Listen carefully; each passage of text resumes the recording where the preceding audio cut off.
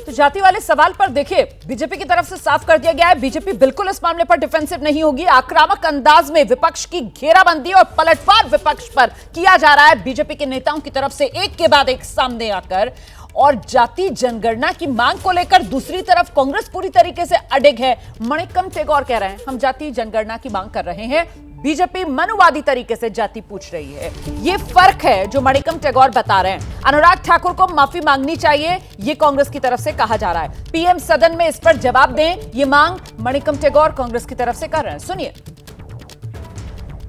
अनुराग ठाकुर के विवादित बयान के मुद्दे पर संसद में हंगामा हुआ है और मेरे साथ कांग्रेस पार्टी के लोकसभा में सचेतक मणिकम टेगोर हैं। आप लोग क्या मांग कर रहे हैं?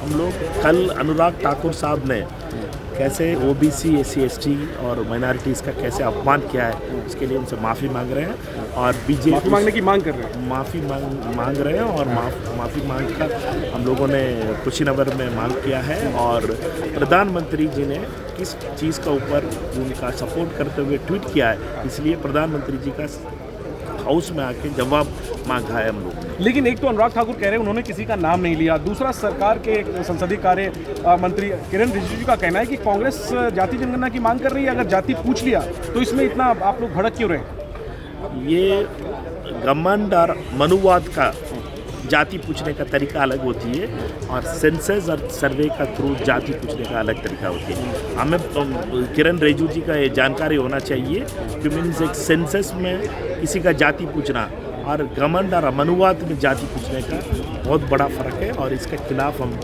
आवाज़ उठाते रहेंगे और कैस्ट सेंसस आने तक हम हमारा लड़ाई। तो मणिकम जी, क्या हंगामा जारी रहेगा? आप लोग ये मांग जारी रखेंगे? हमारा बीजेपी और सरकार हाउस नहीं चलाना चाहिए, इसलिए अनाप शनाप बात बीजेपी का मेंबर यूज करते हैं, मंत्री लोग यूज करते हैं, ये लोग हाउस नहीं चलाना चाह रहे। आप लोग अपनी तरफ से मांग जारी रखेंगे? हम लोग उनका ट्रैप में नहीं आएंगे, हम पार्लियामेंट चलाना चाह रहे हैं, हम डिसेंट तरीके से बात करना चाह रहे हैं, हम जवाब पूछना चाह रहे हैं, इनका ऊपर इनका गलतियों का हम पार्लियामेंट में उठाना चाह रहे हैं, इसलिए उनका ट्रैप में नहीं आएंगे। एक लास्ट सवाल, क्या विशेषाधिकार हनन प्रिविलेज नोटिस आप लोग अनुराग ठाकुर और प्रधानमंत्री के खिलाफ लाने पर विचार कर रहे हैं, लाएंगे? हमारा उसका ऊपर चर्चा चल रही है और पार्टी लीडरशिप और लोकसभा लीडरशिप इसका ऊपर इंडिया लीडरशिप के साथ भी बात करेंगे और बात करके हम लोगों का बीच में एक सही तरीके से एक स्ट्रैटेजी डेवलप होगा। ठीक है, शुक्रिया बात करने के लिए। Jayendra Kumar, ABP news, Delhi. हम सीधे आपको लेकर चलते हैं। जैनेंद्र इस वक्त हमारे साथ मौजूद हैं। जैनेंद्र, कांग्रेस पार्टी के तेवर साफ हो गए। मणिकम टेगोर से आपने जिस तरीके से बातचीत की है, अभी हमने दर्शकों को दिखाया, वहीं दूसरी तरफ बीजेपी जो है उसने भी अपनी रणनीति साफ कर दी है, डिफेंसिव नहीं, आक्रामक होकर सामने आएगी। खुद अनुराग ठाकुर की तरफ से कल कह रहे थे ना अखिलेश यादव की जाति कैसे पूछ सकते हैं, आज वो वीडियो शेयर कर दिया जिसमें अखिलेश यादव भी नजर आ रहे हैं पत्रकारों से उनकी जाति पूछते हुए। तो कुल मिलाकर ये जाति पर संग्राम अब जोरदार होगा आगे आर पार, यही संकेत?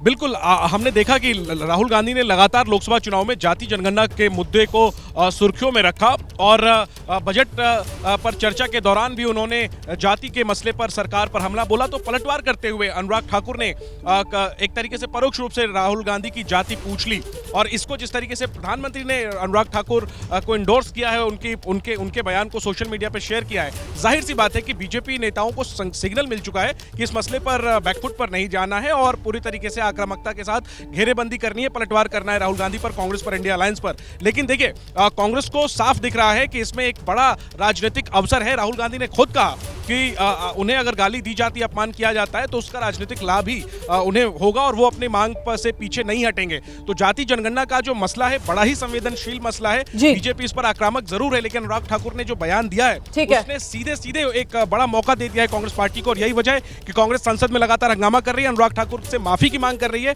और उनके खिलाफ विशेषाधिकार। बुनियादी बात यही है। जैनेंद्र, बहुत शुक्रिया आपका इस तमाम जानकारी के लिए।